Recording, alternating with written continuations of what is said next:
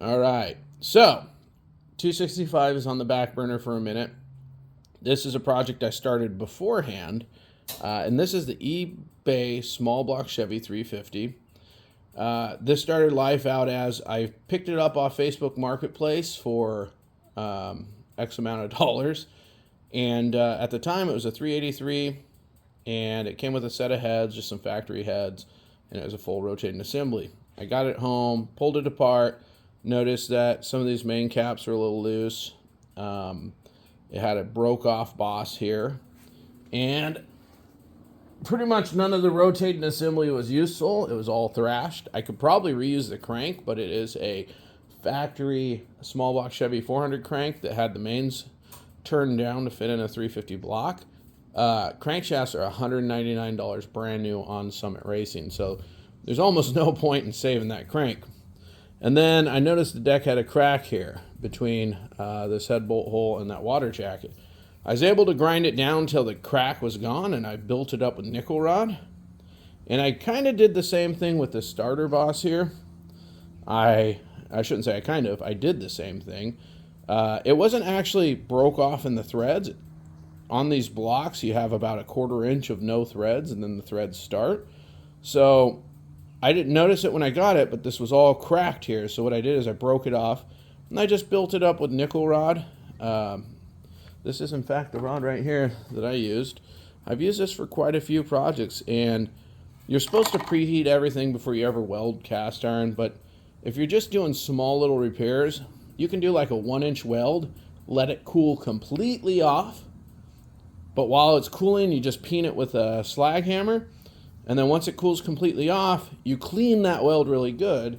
You use a wire brush and a die grinder if you have it, and you get the weld nice and shiny.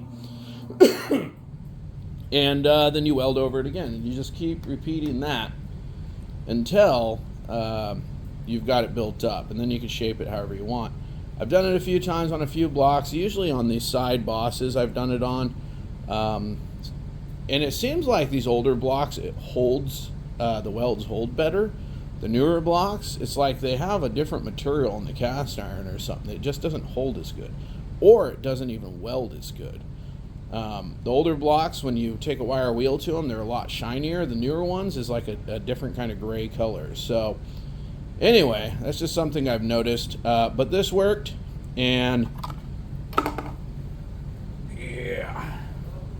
this worked, and I'm going to save this block. I paid money for it. I want to use it.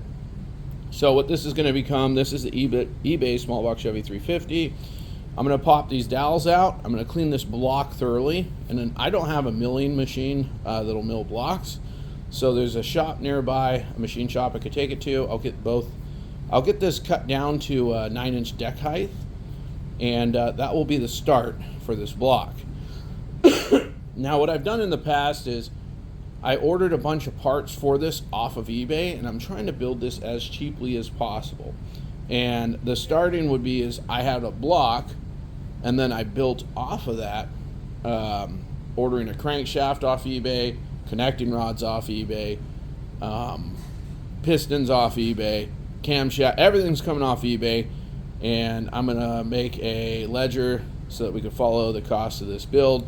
This is not going to be a high-end build, though. It's going to be like the cheapest flat top pistons I could put in it, and so on. Everything's going to be the cheapest. This is for Demolition Derby. Everything I build more or less is for Demolition Derby. I don't build anything for the streets. Not that I don't think, muscle cars are cool or anything, just I don't want to get into any trouble. So everything I do is strictly for racing. And right now we're going through the cleaning process of I don't have a jet wash machine. I have a pressure washer. I have wire wheels. This is what I got to do to get this thing cleaned up. It's pretty nasty. I'm going through cleaning it up right now because the machine shop I take it to, they don't want a dirty block. They want that thing as clean as possible. So I'm going to finish getting it cleaned up. I'm going to take it in, have them deck this, cut it down to 9. And I think in the next video, I'm going to cover the parts I've purchased already. And then we'll see where we're going from there. This will get a regular set of cast iron factory cylinder heads on it, not any aftermarket cylinder heads. I'll do some work to them to make them the best I can. With that said, very basic budget build. Going to be a lot of well, it's all going to be eBay parts. Everything I get is going to be straight off of eBay, and it's going to be the low end of eBay. So we'll see what we build. A lot of people probably wouldn't waste their time doing this, but I am. I think it's fun. This is not going to be anything special, but I think it'll be an okay little running engine. And now that I was able to fix both that Boss and this, I almost threw the block away, but I paid money for it, and I just have a problem throwing things away. Another thing to note is I had a few of these head bolt holes where the threads were completely 100% corroded out. And what I did is I stuck a cylinder head on the block. I stuck this on my valve seat and guide machine and leveled it out. And I drilled and tapped those and stuck helicoils in those. So there's a few of them that I had to helicoil because there was no threads to hold. I had a torque plate on here when I was honing out the cylinders, and that's when I discovered some of these some of the cylinder head bolt holes were all stripped out. So anyway, this is the eBay small block Chevy 350. Keep an eye for the next video. We'll cover the parts I have already, and we'll go from there.